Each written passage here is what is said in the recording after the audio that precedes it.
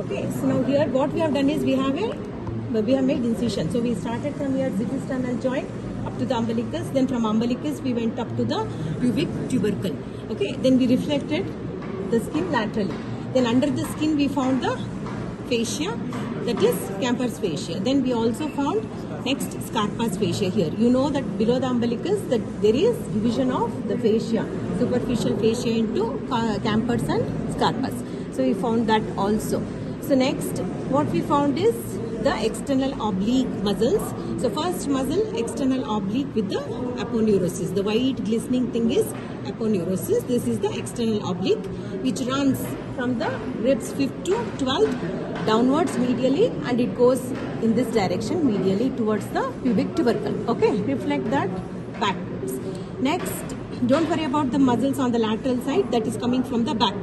Okay, that muscle is latissimus dorsi. So now the one which runs in the upward direction, this is internal oblique. So it is coming from the iliac crest and inguinal ligament. All these muscle fibers which are running in the upward direction towards the lower ribs is known as internal oblique. So we'll remove that and hold it. This is internal obliques. Now you can see the ones which are having horizontal fibers, okay, or transverse fibers, and this one is called transverse abdominis. So transverse abdominis and internal oblique, later on they form a common tendon, and that is known as conjoint tendon.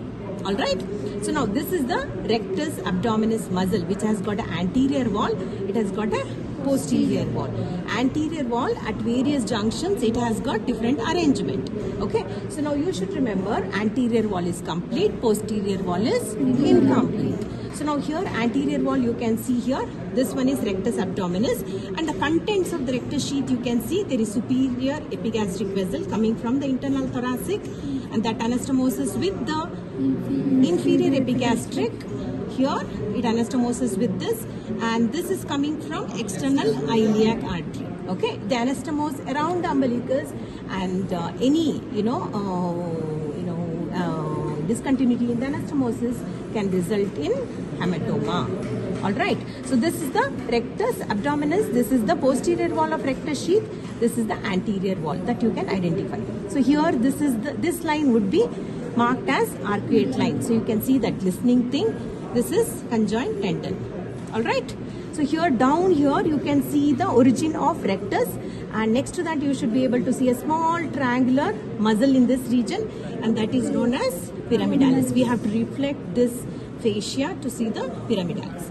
But you can see the inferior epigastric vessel which is coming from external iliac. Okay, so this needs to be cleared a little bit. So what is this one? To quickly brush through, what is this one? External oblique. What is this? Internal oblique. What Transverse abdominis. Anterior abdominis. Anterior. Posterior. Superior epigastric. Inferior epigastric. Conjoint tendon. Okay, now here down if you come, you can see this glistening thing. What is this glistening thing? Inguinal ligament. So inguinal ligament, above that you can see a ring here that is called superficial inguinal ring. The deeper one is in the transverse abdominis, in a deeper layer it is. Okay, that's why it is called deep inguinal ring. Superficial one is here, and you can see the contents. We will do that in a separate class. Alright, so you understand this opening is nothing but it is not a tear, it is a ring, superficial inguinal ring. Where is it? Where is the ligament? This ligament is there, above that is the inguinal canal. Okay, the inguinal canal extends from superficial to deep inguinal ring. So that is about 10 centimeters, and this ligament is also about 10 centimeters extending from the tubercle to the anterior superior iliac spine. Who didn't understand this now?